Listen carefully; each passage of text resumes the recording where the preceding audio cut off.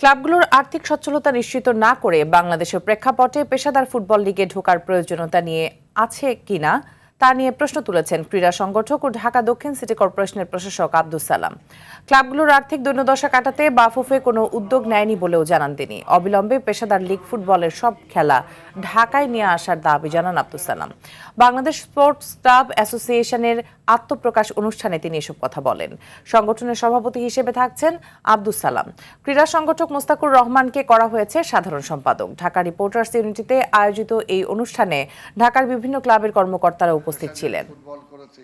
কিন্তু সেটার জন্য ক্লাবগুলো কতটুকু প্রস্তুত? ফুটবল ফেডারেশন যদি আজকে তার সেই দায়িত্বটা পালন না করে, যে আজকে ক্লাবগুলো কীভাবে চললো, আজকে নারায়ণগঞ্জে খেলতে হবে, মুন্সিগঞ্জে যায় খেলতে হবে, হ্যাঁ, কুমিল্লা যায় খেলতে হবে, এবং সেই জায়গায় ম্যানেজমেন্ট এমন যে সেখানকার মাঠের জন্য আবার ভাড়াও দিতে হবে ক্লাবগুলোকে।